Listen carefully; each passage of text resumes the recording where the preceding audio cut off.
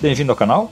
Não deve ter sido fácil a jornada de um cimério até ele se tornar um temível guerreiro e depois até chegar a se tornar um rei. Mas o Conan fez isso tudo e isso o transformou num dos mais populares personagens da literatura de fantasia. Nesse vídeo vamos conhecer toda a família do Conan e não só isso. Assim, vamos também descobrir quem influenciou esse bárbaro.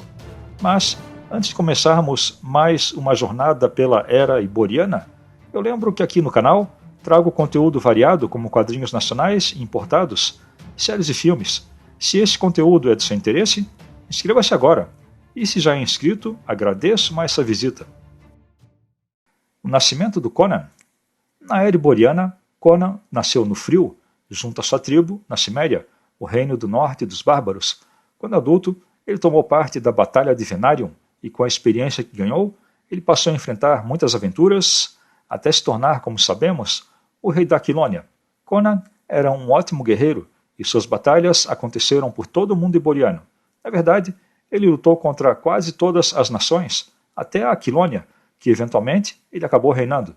Claro que se ele lutou tantas batalhas, acabou fazendo muitos aliados por seu caminho. Esses aliados vão de ladrões a piratas e a aventureiros. Conan pertence ao gênero de espada e feitiçaria, então vamos dar uma olhada nos oponentes que usam a magia. Em suas lutas em busca de glória, ele enfrentou diversos feiticeiros, assim como muitos cultos. Seus mais famosos oponentes são Thoth Amon e Culann Gath, e ele lutou contra feiticeiros da Hiperbórea, que renderam batalhas memoráveis. E não só isso, Conan lutou contra monstros, deuses e demônios. E se seus oponentes são mágicos, não há razão para os seus aliados também não serem. Conan foi ajudado pelo feiticeiro e semideus Azukala, além do deus Mitra. O feiticeiro Eric de Meuniboné também foi seu aliado. Finalmente, depois de tantas lutas, Conan conquistou o trono da Aquilônia. Depois de reinar por alguns anos, ele deixou seu trono para o seu filho e foi em direção aos oceanos ocidentais, em busca de novas terras para a exploração. Conan descobriu novas terras e um outro motivo para essas jornadas era descobrir as forças misteriosas e fontes desconhecidas que vêm amaldiçoando a Aquilônia com o passar do tempo. O que aconteceu com Conan não é conhecido e nem foi registrado. Robert E. Howard trouxe um personagem de fantasia que se tornou conhecido por causa das suas aventuras e batalhas brutais.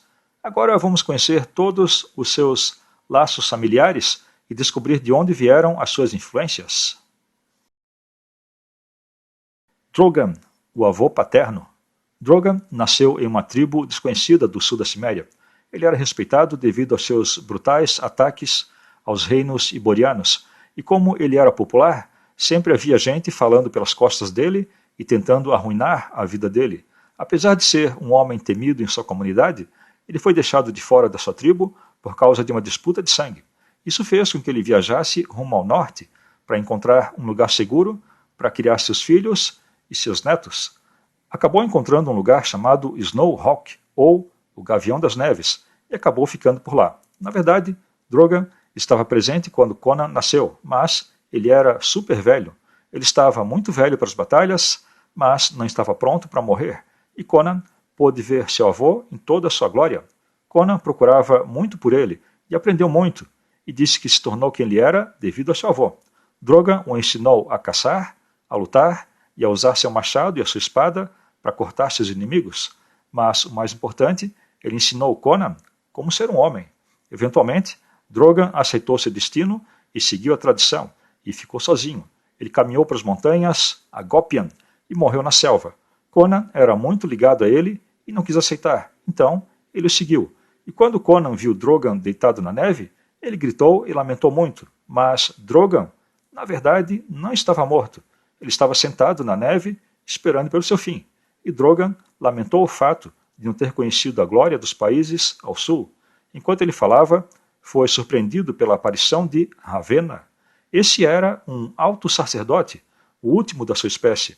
Ele disse que estava doente e que gostaria de explorar o mundo usando o corpo de Drogon, e ele concordou.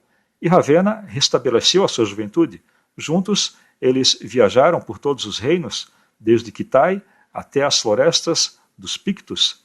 Eles apreciaram a natureza, a política de cada reino, tomaram parte em suas guerras. A vida foi boa até que aconteceu alguma coisa.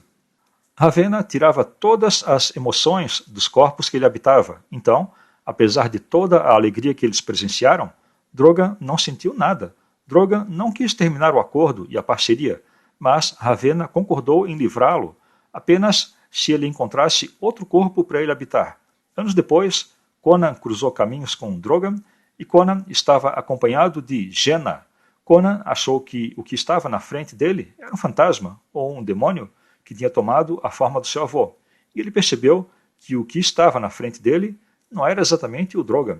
Conan enfrentou muitos desafios para libertar a alma do seu avô, e foi bem sucedido em todos. Assim, Drogon ficou livre de Ravenna.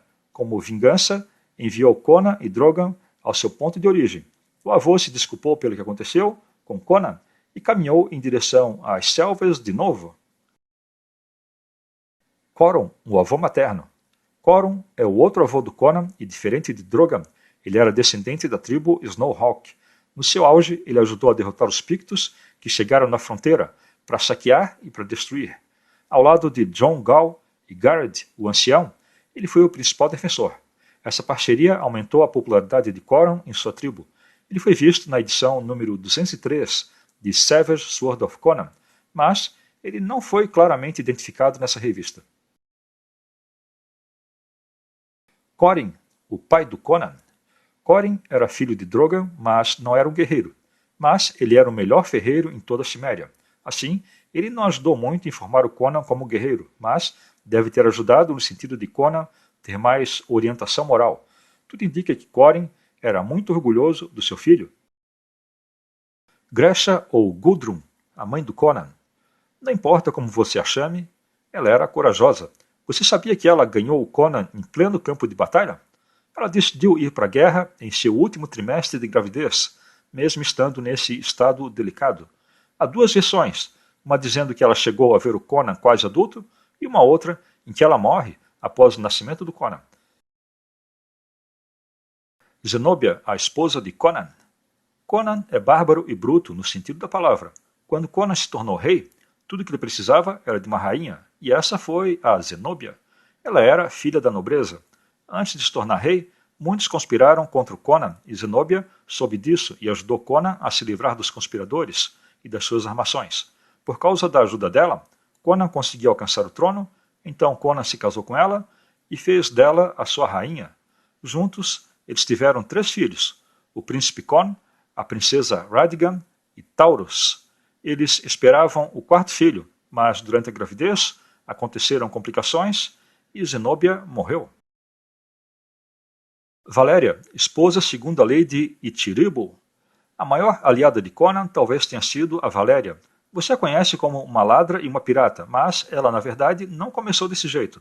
Ela era filha de Lord Dax e sua mãe era Marina, que morreu logo após o nascimento da Valéria. E desde então, Valéria se sentiu culpada, dizendo que a primeira vida que ela tomou foi a da própria mãe. Quando ela tinha 7 anos, o pai dela, que era um comerciante, foi convidado para ser o intermediário entre as cidades de Coruscant e de Turin, e enquanto ele exercia essa função, foi morto pelo capitão dos Turanianos, sob a acusação de estar conspirando. Esse capitão se chamava Kirks e era irmão de Dax. Valéria então passou a fazer parte da Irmandade Vermelha e aprendeu a usar a espada, mas essa não era a vida para uma criança. Era isso que Kirks achava, e ele enviou Valéria com uma grande fortuna para Aquilônia, onde ela iria viver com o tio dela. Mas esse tio não se importava com ela e usou a riqueza que ela levou para conseguir mais navios.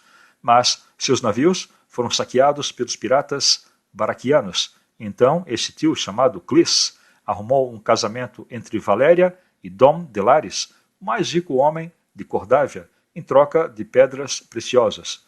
Valéria não tinha ideia que tinha sido vendida para um casamento até a noite anterior. Quando ela descobriu, foi até o navio que carregava as pedras e jogou todas elas fora, na expectativa de que isso anulasse o casamento. Mas ela foi pega por um comerciante que disse que aconteceria com ou sem as pedras. Numa última tentativa, ela cortou o cabelo, se vestiu como um homem e fez parte da tripulação desse comerciante. Ela navegou muito até que seu navio foi capturado pela Irmandade Vermelha. Em certo ponto, Conan e Valéria foram casados segundo a lei de Itiribo, mas eles não tiveram filhos e, em algum momento, eles decidiram seguir caminhos separados. Conobar, o filho de Ursula. Ursula, conhecida como a deusa dos ursos, teve um filho com Conan, o Conobar. Pelon, filho de Conac, foi ferido por um dos grandes ursos brancos, que residiam na floresta próxima à Ciméria. Os ataques de ursos ficaram mais frequentes, e Conan teve que matar um desses ursos para que as coisas voltassem a ficar seguras. Conobar era muito próximo da sua mãe e ligado à natureza e aos grandes ursos brancos.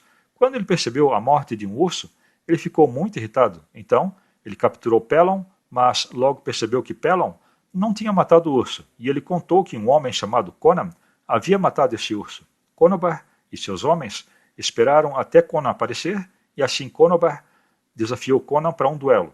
Conan não foge de um desafio, e logo ele havia matado o Conobar, mas foi nesse momento que ele percebeu a verdade amarga. O homem que ele havia matado era ninguém menos que o seu próprio filho, e não havia nada que Conan pudesse fazer, a não ser enterrar o seu filho. Rá Morgana, a filha de uma sacerdotisa.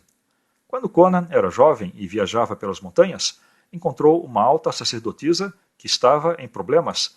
Ele salvou a mulher do feiticeiro que a atormentava, então ela se rendeu ao Conan. Ele a convidou a vir com ele, mas ela preferiu seguir o estilo de vida que ela tinha escolhido. Ela nunca contou a ninguém como ela sobreviveu ao feiticeiro. Disse que tinha sobrevivido com a ajuda dos deuses.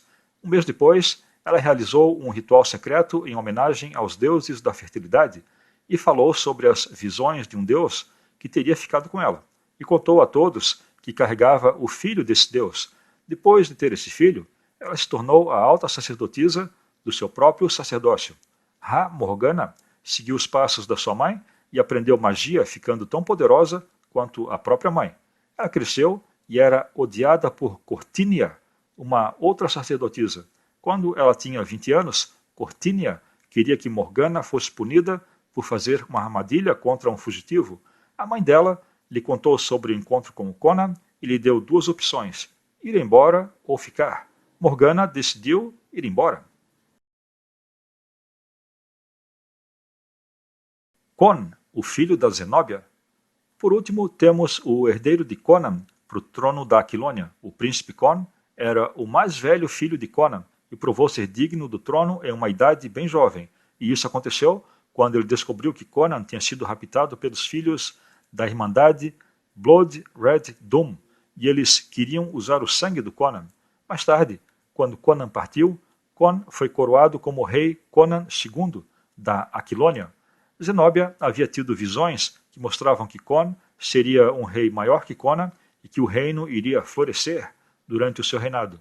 E depois, Conan voltou das suas viagens a tempo de ajudar Con a dizimar as forças invasoras que queriam dizimar a civilização de toda a Ibória.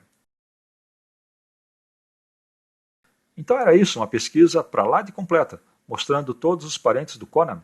Valorize esse trabalhão todo, deixando um like, comentando e compartilhando esse canal. Valeu por ter assistido e até o próximo vídeo.